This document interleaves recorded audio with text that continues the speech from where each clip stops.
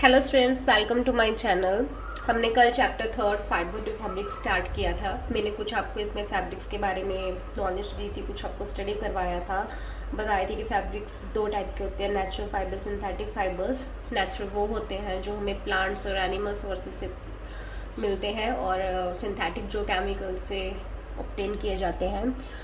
तो आज हम आगे स्टडी करेंगे। अब हम लाइन वाइज हम इनको पढ़ेंगे। ओके, अगर आपने फर्स्ट पार्ट नहीं देखा है तो मेरे चैनल पर जाकर देख सकते हैं। आज हम नेक्स्ट टॉपिक स्टार्ट कर रहे हैं, some plant fibers. Plant fibers के बारे में हम स्टडी करेंगे। सबसे पहले हमारा टॉपिक आता है कॉटन। कॉटन कैसे बनती है? Have you ever made wicks for oil lamps? कभी आपने देखा है ऑयल लैम्प्स के लिए विक्स बनती? ऑयल लैम्प्स क्या, फिर आप घर पे दिए, हम शाम को अगर मंदिर में जोत लगाते हैं तो जो कॉटन की जो बत्तियाँ होती हैं वो किस चीज़ की बनी होती हैं? वो कॉटन की बनी होती हैं। What do use for making this wicks? Wicks किस चीज़ के काम आती है? उनको हम विक्स बोलते हैं, जो इससे हम शाम को जोत लगाते हैं। This cotton wool is also use for filling mattress, quilts और पिलोज। हमें पता है कि जो हमारी कॉटन है वो बहुत तरह की यूज़ है इसके।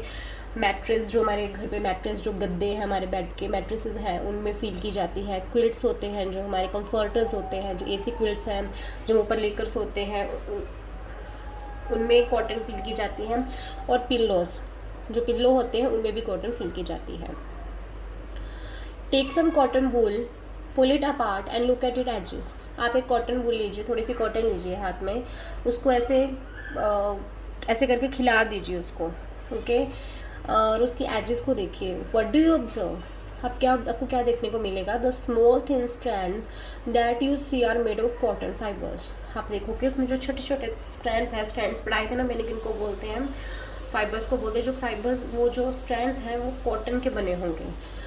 Where does this cotton wool come from? Cotton wool आती कहाँ से? क्वेश्चन ये पुट होता है। It is a grown in the fields. इसकी खेती की जाती है, इसको खेतों में उगाया जाता है। Cotton plants are usually grown at places having black soil and warm climate. Cotton plants की खेती के लिए भी आपके पास एक टेम्परेचर होना चाहिए, एक जो इन्वायरमेंट, अच्छा इन्वायरमेंट होना चाहिए। उसके लिए बहुत ज़रूरी जो मिट्टी है वो कैसी होनी चाहिए, उसको कितना पानी देना चाहिए, कितना नहीं, उसको कितने दिन उसकी खेती की जाती है, सब बहुत ज़रूरी है। और जो हमारा टेम्परेचर है वो कितना होना चाहिए। जो कॉटन प्लांट्स हैं ये मोस्टली उन जगह पर इनकी खेती की जाती है जहाँ पे ब्लैक सॉइल मिलती है, ब्लैक सॉइल काली मिट्टी मिलती है, और वार्म क्लाइमेट, जहाँ का जो क्लाइमेट होता है वो बहुत वार्म होता है। Can you name some states of our country where cotton is grow? क्या आप कुछ कंट्री की कुछ स्टेट्स बताएंगे जहाँ पे कॉटन खेती की जाती है? मैं आपको कुछ बता देती हूँ। पंजाब, हरियाणा, यूपी, बिहार, इस साइड हैंड की खेती की जाती है। बाकी आप वो स्टेट्स को आप सर्च कीजिए। The fruits of the cotton plant, cotton balls. जो कॉटन प्लांट है, जो इसका प्लांट है, उसके ऊपर जो फ्रूट लगता है उसको कॉटन बॉल्स बोला जाता है। Are about the size of lemon. वो लेमन साइज़ के होते हैं, जैसे नींबू होता है ना, उस साइज की कॉटन बॉल्स होती हैं। After maturing the balls burst open and the seeds covered with cotton fiber can be seen. जब वह मैच्योर हो जाती हैं, जब वो कॉटन बॉल्स पक जाती है तो कॉटन बॉल्स बस्ट हो जाती है, खुल जाती हैं ऊपर से, और उसके अंदर से छोटे छोटे बीज निकलते हैं जिनके ऊपर कॉटन फाइबर लगा होता है। देखो ये पिक में दिखाया गया है। ये देखो, एक पहले ये बॉल होती है, फिर ये बस्ट हो जाती है, ऊपर से फट जाती है, ओपन हो जाती है, उसके अंदर से सीड्स निकलते हैं, और ये सीड्स के ऊपर ये कॉटन लगी हुई है। Okay, have you ever seen a cotton field that is ready for picking? क्या कभी आपने ऐसा रियली में देखा है जैसे ये फिग में दिखाया है? कभी अपनी आंखों से आपने रियली में देखा है? ये सब देखा है तो कमेंट करके ज़रूर बताना। It looks like a field cover with snow. ऐसा लगता है कि जैसे पूरा फील्ड, पूरे खेत जैसे बर्फ़ डली हुई है, ऐसे वाइट वाइट, ये बहुत अच्छे लगते हैं। From this balls cotton is usually picked by hand. In ball से, हाथों से कॉटन को लिया जाता है, उठाया जाता है। Fibers are then separated from the seeds by combing. फिर इनको कॉम्बिंग की जाती है। देखो ये दिखाए गए हैं, ये जो कॉटन को कॉम्बिंग कर रहे हैं, उनके जो इनके जो सीड्स हैं, जो बीज होते हैं, उसमें से उन बीज को ये अलग कर देते हैं। This process is called ginning of cotton. इस प्रोसेस को क्या बोलते हैं? Ginning of cotton. जब कॉटन के बीज को कॉटन से अलग किया जाता है कॉम्बिंग करके, तो उसको गिनिंग ऑफ कॉटन प्रोसेस बोला जाता है। कॉम्बिंग क्यों बोला गया? देखो इनके पास ये जो एक ये है, लाइक अ कॉम, एक कंघी की तरह ही है, जिससे ये बीज को अलग कर रहे हैं। Ginning was traditional done by hand this days machines are also used for ginning. पुराने टाइम में ये हाथ से करते थे ज़्यादातर ये प्रोसेस, आज भी कई लोग हाथ से करते हैं, लेकिन आजकल के टाइम में कुछ मशीन्स आ गई हैं तो मोस्टली ये प्रोसेस मशीन से भी की जाने लगी है। ओके, तो ये हमारा था कॉटन का टॉपिक। अगर आपको कोई डाउट है तो मेरे से क्वेश्चन पुट कर सकते हैं। नेक्स्ट टॉपिक आता है jute. Jute fibre is obtained from the stem of the jute plant. जो जूट फाइबर है, जो जूट का फाइबर है, जो धागा है, वो जूट प्लांट की स्टेम से बनता है, उसकी टहनी से बनता है। It is a cultivated during the rainy season. जब भी बारिश का महीना होता है उस टाइम इसको कल्टीवेट किया जाता है, उसमें इसकी खेती की जाती है। ओके, आपको ये फिग में दिखाया गया जूट प्लांट, जिसकी ये स्टेम्स है, यहाँ से जूट फाइबर हमें मिलता है, ये जो स्टेम्स हैं इसकी। Okay, in India jute is mainly grown in, हमारे इंडिया में कहाँ कहाँ खेती होती है इसकी? वेस्ट बंगाल, बिहार एंड असम, ये जो मेन एरियाज़ हैं यहाँ पे जूट की खेती होती है। The jute plant is normally harvested when is at a flowering stage. इसको नॉर्मली हार्वेस्ट काट लिया जाता है जब इसके फ्लावर्स आने शुरू हो जाते हैं। The stem of the harvested plants are immersed in water for a few days. जो इसकी स्टेम्स, जो टहनी होती है, इनको थोड़ी देर काट के थोड़े दिनों के लिए पानी में भिगोया जाता है। द स्टेम्स रोट, जो स्टेम्स है वो रोट गल जाती हैं and fibers are separated by hand. उसके बाद हाथ से इनमें से जो फाइबर्स, जो धागे होते हैं, उनको अलग कर लिया जाता है और जो हमारा जूट फाइबर है वो पेयर हो जाता है। Okay, to make fibers, all these fibers are first converted into yarns। Okay, कहते हैं कि सारे फाइबर्स को तैयार करने के लिए कुछ फाइबर्स को हाथ में लिया जाता है, फिर उनको यार्न्स में कन्वर्ट किया जाता है। हाउ इज़ इट डन, ये कैसे होता है सब, ये हम आगे स्टडी करेंगे। ये था आपका जूट का। जूट तो बहुत इजी है, इसकी खेती हुई, इसके जो स्टेम्स हैं, जो टहनी है, काट के उसको कुछ दिन के लिए पानी में भिगो दिया जाता है और फिर उसमें से जो वो स्टेम्स गल जाती हैं, रोट हो जाती हैं, तो उसमें से फाइबर्स को हाथ के दोबारा स्प्रेड कर दिया जाता है। नेक्स्ट है, हम देखते हैं कि भाई होता कैसे है। स्पिनिंग कॉटन यार्न, कॉटन का धागा बनते कैसे हैं। You can try making cotton yarn yourself, कभी आप भी बना के देखिएगा। नेक्स्ट एक्टिविटी है हमारी फोर्थ, इसमें हम देखेंगे कैसे होता है सब।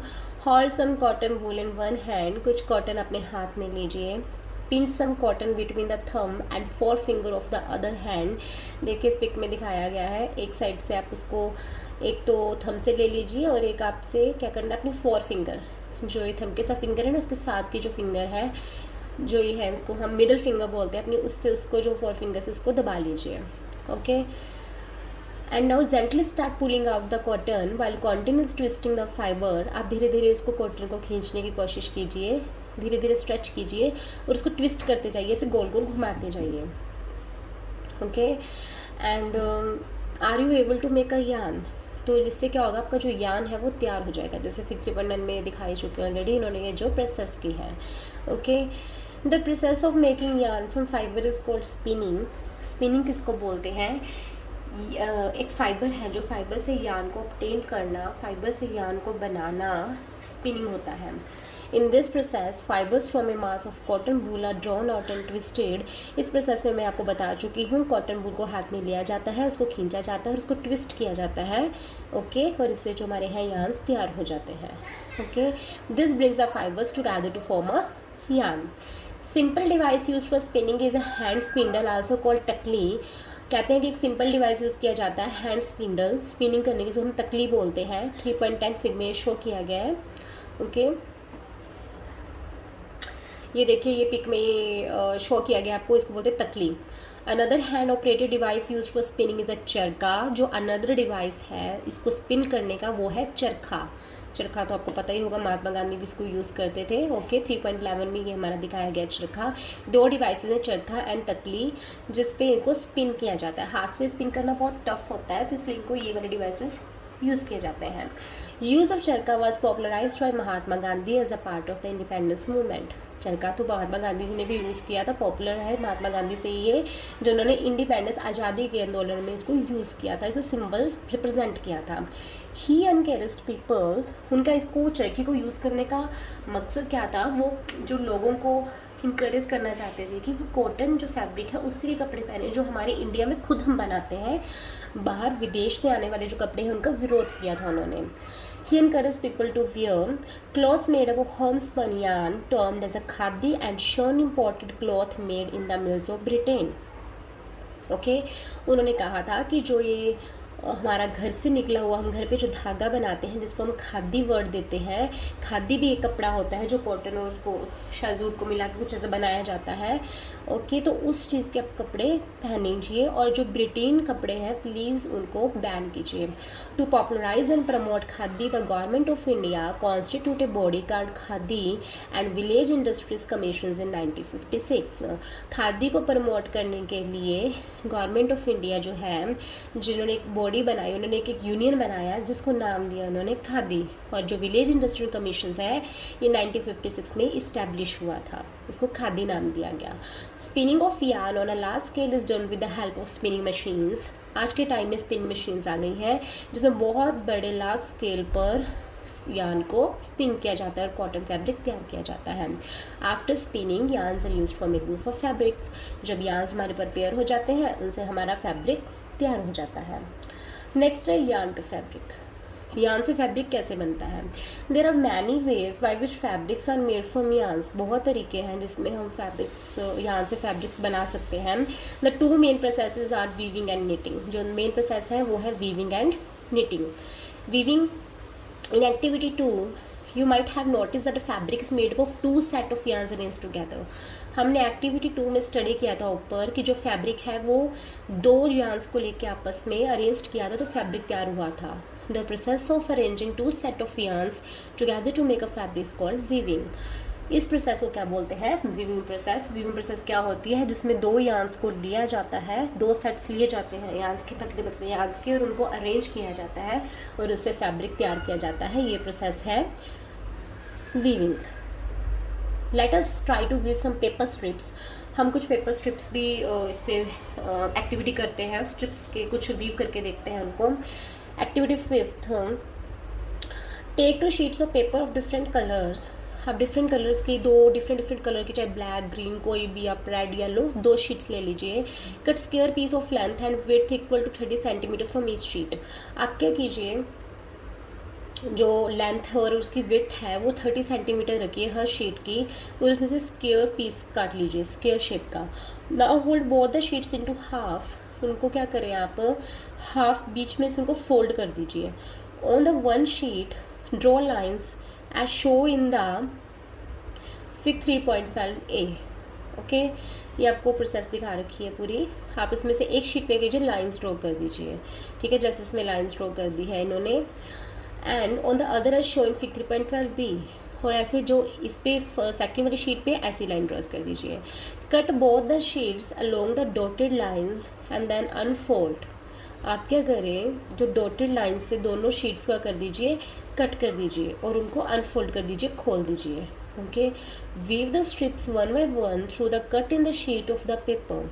आपने क्या करना है, उसको वीव करना है। ये देखो, दो उसने लिए थे ऑरेंज और ग्रीन कलर के, इनमें कट लगाया था उन्होंने। फिर उसमें से जो अब ग्रीन वाले में से देखो ऑरेंज वाला वीव कर रहे हैं, उसमें से डाल रहे हैं उसको। Weave the strips one by one through the cut in the sheet of paper show in fig 3.5c। And जैसे इसने वीव किया है इस प्रोसेस से आप वीव कीजिए। 3.5d show the pattern after weaving all the strips. ये देखिए इस पिक में पूरा वीविंग प्रोसेस कंप्लीट हो चुकी है और ये हमारा एक तरह का फैब्रिक बन चुका है। बस हमने एक आपकी कलरफुल शीट बन चुकी है। ऐसे ही धागे को बनाया जाता है। ओके, आज हम इसी एक्टिविटी तक स्टडी करते हैं। अगर आपको कोई डाउट है तो आप मेरे से पूछ सकते हैं। कुछ टॉपिक्स रहेंगे जो हम नेक्स्ट वीडियो में स्टडी करेंगे। अगर आपको मेरी वीडियो अच्छी लगी हो तो चैनल को सब्सक्राइब कीजिए और वीडियो को आगे शेयर कीजिए। Thank you.